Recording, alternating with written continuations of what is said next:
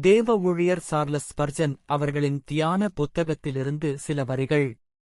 1 கொரிந்தியர் 10:12. இப்படியிருக்க, தன்னை நிற்கிறவனென்று எண்ணுகிறவன் விழாதபடிக்கு எச்சரிக்கையாயிருக்க கடவன். நாம் நமக்குள்ளே கிருபையை குறித்து பெருமை கொள்வது என்பது ஒரு விசித்திரமான விஷயமாகும். எனக்கு மிகுந்த விசுவாசம் இருக்கிறது, நான் விழமாட்டேன். விசுவாசத்தில் சிறியவர்கள் விழக்கூடும், ஆனால் நான் ஒருபோதும் விழமாட்டேன் என்று நம்மில் சிலர் கூறுகிறோம்.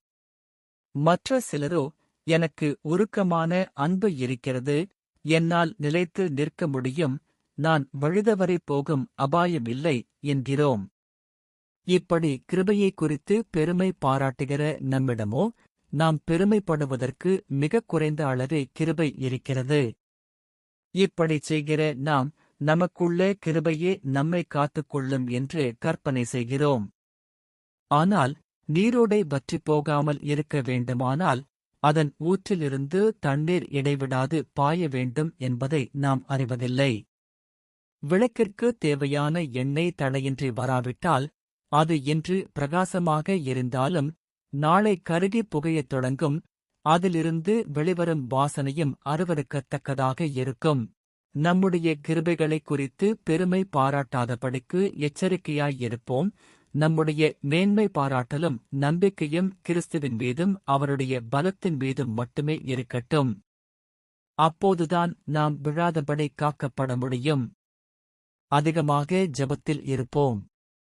பரிசுத்த ஆராதனையில் அதிக நேரத்தை செலவிடுவோம். வேதவசனங்களை அதிக ஆர்வத்துடனும் தொடர்ச்சியாகவும் வாசிப்போம். நம் வாழ்க்கையை அதிக கவனத்துடன் கண்காணிப்போம். தேவனுக்கு நெருக்கமாக வாழுவோம். சிறந்த முன்மாதிரிகளை பின்பற்றுவோம். நம்முடைய உரையாடல் பரலோகத்தின் நறுமணம் வீசுவதாக இருக்கட்டும். நம் உள்ளம் மனித ஆத்துமாக்கள் மீதான அன்பினால் நிறைந்திருக்கட்டும். இவர்கள் இயேசுவுடனே கூட இருந்தவர்கள் என்றும் அவரிடம் கற்றுக்கொண்டவர்கள் என்றும் மற்றவர்கள் நம்மை பற்றி அறிந்து கொள்ளும் படி வாழுவோம். நம்மை நேசிக்கும் இயேசுவானவர் மேலே ஏறி வா என்று சொல்லும் அந்த மகிழ்ச்சியான நாள் வரும்போது, நீ நல்ல போராட்டத்தை போராடினாய், உன் ஓட்டத்தை முடித்தாய், இது முதல் நீதியுள்ள கிரீடம் உனக்காக வைக்கப்பட்டிருக்கிறது என்று அவர் சொல்லும் பாக்கியத்தை பெறுவோமாக. கிறிஸ்தவர்களாகிய நாம் கவனத்தோடும் எச்சரிக்கையோடும் முன்னேறிச் செல்லுவோம். பரிசுத்த பயத்தோடும் நடுக்கத்தோடும் முன்னேறுவோம்.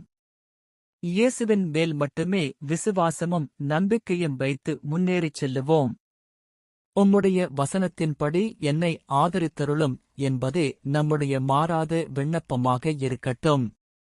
நம்மை விழாதபடி காக்கவும், தமது மகிமையுள்ள சந்நிதானத்திலே மிகுந்த மகிழ்ச்சியோடே நம்மை மாசற்றவர்களாய் நிறுத்தவும் அவரே வல்லமையுள்ளவர்.